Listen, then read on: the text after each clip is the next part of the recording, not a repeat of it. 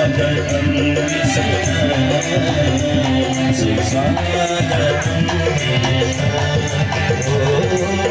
स्वागतं सुस्वागतं शरणागतं स्वागतं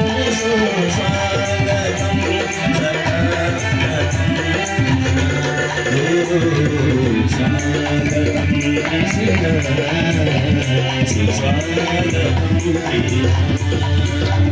शरणागतं सुस्वागतं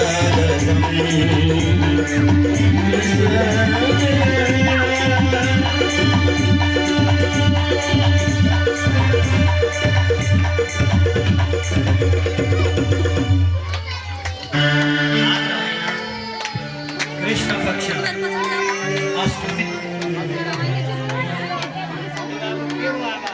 भाइ आवाज उयो गर मिलाउ न मिलाउ मध्यरात्रि को प्रहलाद ठीक 12 बजे भगवान चतुर्भुज धारण गर्न अवतरित हुनुभयो।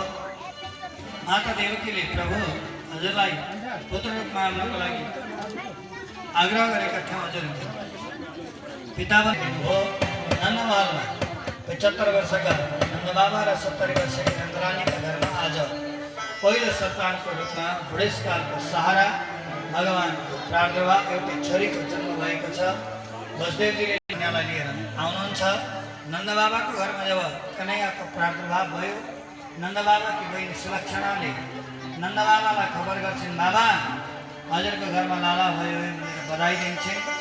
साराका सारा ब्रजवासीहरू यो चाल पाएका छन् आज नन्दबाबाको घरमा आनन्द भएको कुरा र ब्रजवासीहरू पूर्व पश्चिम उत्तर दक्षिण चारै दिशाबाट नन्दबाबा र नन्दरानीलाई बधाई दिन भनेर आउनुभएको छ। जसरी हजुरहरूले थाल्नु आफ्नो बच्चा अनुसार आफ्नो स्थिति अनुसार फलफुल मिठाई प्रसाद चाहिँ लिएर आउनुभएको छ, त्यसै गरी रोपनीहरू पनि नन्दबाबालाई बधाई दिन भनेर आउनुभएको थियो। अब हामी सामूहिक रूपमा अब चाहिँ सबैजना उठ्छौँ अनि भगवानको नन्दोत्सवमा नाच्ने, गाउने, प्रसाद लुट्ने के गर्ने हो सबै थोक गर्छौँ। तर कसैले पनि एउटाले अर्कोलाई धक्का नदिनु होला, खच्चा नदिनु होला। हामी हजुरहरू सबैजना भएको ठाउँमा प्रसाद ल्याइ पुर्याउने